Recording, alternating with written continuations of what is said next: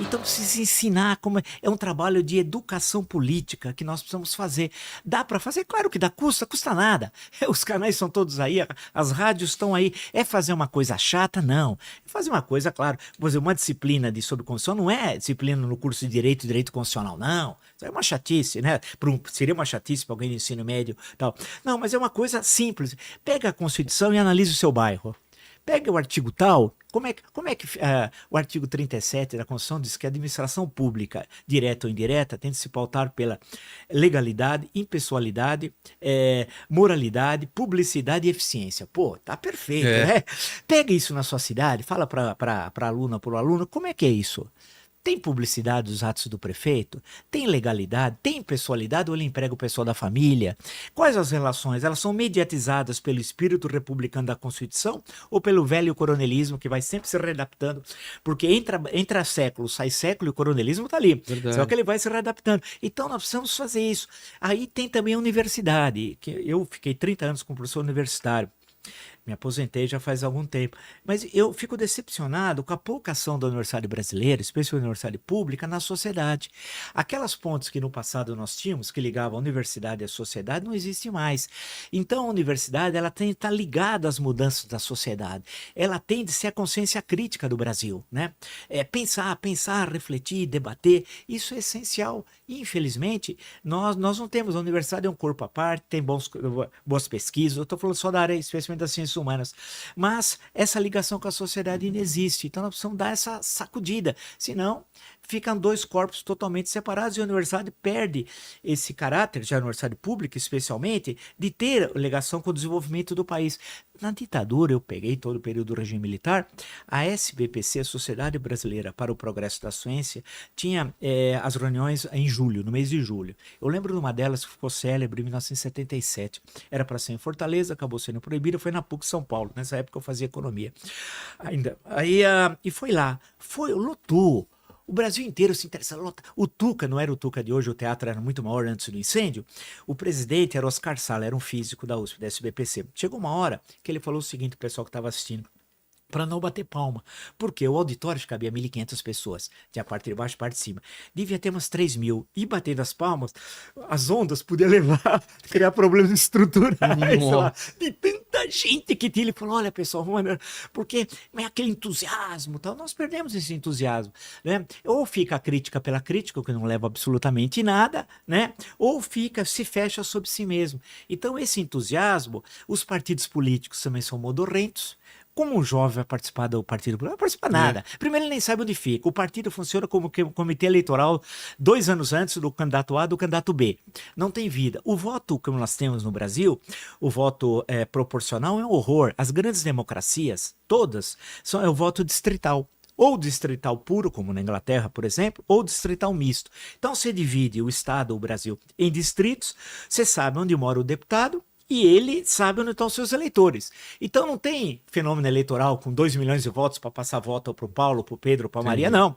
Né? É ali. E não tem essa história de alguém passar na frente de outro eleito que teve mais votos que ele. Né? Então você vota no Pedro e vai o José. Não. Então é o voto distrital. E aí você ir também para o político é bom, porque ele sabe onde ele foi votado, onde é a base dele. E a cobrança em cima dele é melhor. Né? É, a cobrança, todo mundo sabe, ele mora ali. Ó. Vamos ver se ele defendeu os nossos interesses. Então nós precisamos melhorar a qualidade do voto. Aí nós temos um parlamento, nós somos 513 deputados e 81 senadores, né?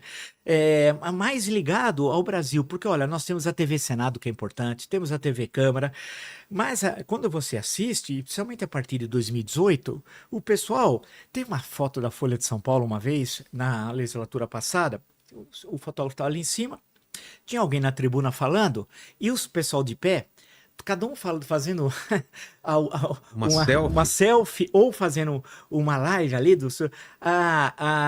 não ouvindo o orador. E todo mundo, ninguém estava olhando para ele, e eu vi todo mundo assim. Quer dizer, O que estava acontecendo ali pouco importava.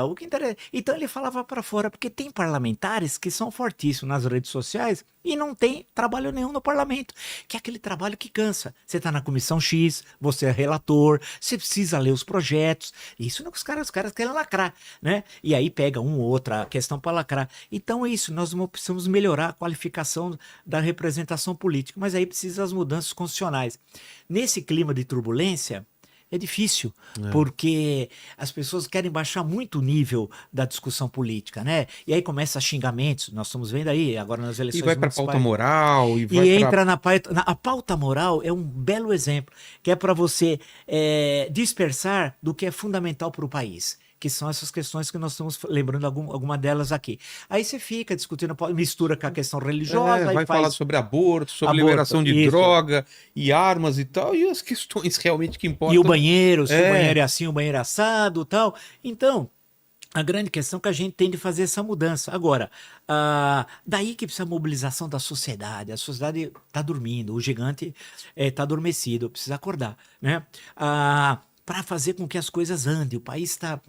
E sair de alguns setores de um pessimismo que não leva a nada, ou de uma ideia de que todo mundo vai ficar milionário, parece um Quem Quer Dinheiro, do Silvio Santos, que já não está entre nós, mas parece que é assim.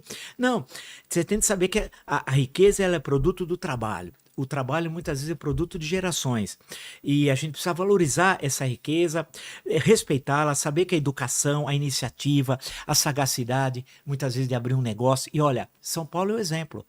As sacadas que as pessoas têm, eu fico impressionado quando, geralmente na sexta, os jornais Folha Estado apresentam lá um monte de coisa na área de bares, restaurantes, cara. Não para de surgir coisas, as pessoas ficam inventando coisas fantásticas, e essa virou uma cidade turística, está lotado de turistas aqui sexta, sábado e domingo. Como essa cidade produz, essa cidade das oportunidades, mas é o trabalho. Não é que o cara está no jogo do tigrinho, né?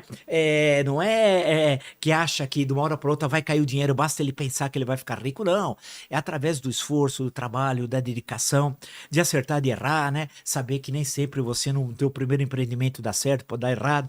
Então é isso que nós... Agora, precisamos ter esse entusiasmo. E eu acompanho outros momentos da história do Brasil, eu vi esse entusiasmo. No momento da redemocratização, nós tínhamos o entusiasmo dos diabos, imaginando que falando, agora vai. Né? Agora... O avião estava lá preparando o take-off, agora a decolagem, vai, não foi. E ele continua dando volta na pista e não decolou. Quer dizer, o que aconteceu conosco? O que deu? Acho que é uma dificuldade mesmo, a grande interrogação. Por que nós nos perdemos? Nós melhoramos alguns indicadores, é verdade, tem alguns indicadores de educação que melhoraram um pouco, de saúde melhoraram, nós tivemos avanços, os genéricos foi um avanço fantástico, o Brasil peitou o mundo, quebrar as patentes dos grandes conglomerados das indústrias farmacêuticas, isso não é para pouco, né? Então nós avançamos, o SUS foi uma grande contribuição da Constituição de 88, revelou quão importante ele foi na pandemia agora, né? Nós tivemos avanços aqui, acolá, a infraestrutura melhorou, precisa melhorar muito mais, mas nós tivemos avanços, a telecomunicações, imagina, você deve se lembrar, o celular era aquele tijolo, você tinha de ficar na fila, custava acho que R$6.000, se não me engano, valores não atualizados. Você tinha de ficar na fila para comprar o celular. Verdade. Né? E tinha o orelhão, tem um orelhão ali na Pamplona, que ainda tem? Pamplona tem. Eu passo naquele, e o pior, são colados dois, cima já calçada desse tamanho, eu passo naquele orelhão e dá vontade de chamar um menino, alguma criança, falar, você sabe o que é isso? Ele vai falar, não, o que é? Não faço ideia. Isso é da pré-história e tal. Aí eu falei, é quase na pré-história. É o celularzão. Você imagina? Então, a revolução que foi nas telecomunicações, né? Como nós conseguimos avançar, então fizemos coisas que significaram uma melhoria, mas a gente estava acostumado a um ritmo muito intenso de incorporação, e é isso na força de trabalho, de melhoria. Essa história, eu vivo melhor que o meu pai e meu filho vai viver melhor que eu, né? É uma coisa muito simples, é isso que nós... Então as pessoas ficam esperando, e através do quê? Do trabalho. E foi acontecendo isso até agora, que a gente não sabe o que vai acontecer. Que não vai acontecer. Aí nós chegamos nesse momento que está nessa situação complicada, e aí envolve como é um país muito grande, as nossas fronteiras, entre os 3 maiores países assim de fronteiras, né? As fronteiras secas, é um entra e sai que é difícil controlar na Amazônia, não só na Amazônia, se a gente desce aqui, entra na fronteira com a Bolívia, com o Paraguai, e aí tem a questão terrível do crime organizado, a presença dele, virou uma coisa muito forte no país. Eu estava conversando com o promotor Lincoln Gaquia, do GAECO, que eu acho que uma das grandes figuras hoje do Brasil é o promotor Lincoln Gaquia. Há 20 anos ele não tem mais vida, desde por volta de 2005. Ele está jurado de morte e ele e sua família, e ele está lá em Presidente Prudente, que quem não é de São Paulo é lá no ponto, é longe para diabo, 640 quilômetros por ali, de São Paulo. É uma figura internacional, todo mundo conhece na Europa e nos Estados Unidos, quem trabalha com essa questão de trabalhando com o crime organizado, e ele faz um trabalho fantástico tal, e mostrando que no nosso caso, nós não tínhamos máfias, nós tínhamos facções. Hoje temos, o PCC ele me disse, está em 26 países, 26. Toda a América Latina, nos Estados Unidos, inclusive, também, e na Europa e na África, 26. Quer dizer, então, e ele uma vez tinha me alertado, falou, olha, preste atenção, porque a vinculação do crime organizado logo com a política, como ocorreu em outros países, vide, Colômbia, hoje a Colômbia finalmente virou essa página, depois de décadas, né? Vai ter problemas. Ele caminho natural, né? Caminho natural, porque eles veem que a fiscalização é muito pequena, a lucratividade é alta, a penalidade é mínima, ele falou, é uma tríade infernal. E, infelizmente, em alguns estados do Brasil está claro, o jornal o Globo fez uma série de reportagens sobre isso há 2, 3 meses atrás, e mostrando o Brasil. Claro que a gente só fala do Rio, né? Mas não é só o Rio, é o Brasil. E ele apontou, inclusive, o UOL, agora sábado, a manchete do UOL no período da manhã era Guarujá. E apresentava dados realmente preocupantes. Segundo o UOL, o crime organizado, segundo o UOL, tinha tomado o Guarujá. Aí falava, não sei se isso é verdade ou não, mas falava da questão da Câmara dos Vereadores, da questão da eleição para a prefeitura, manifestava preocupação na Baixada Santista, que muitos manifestam, inclusive, né?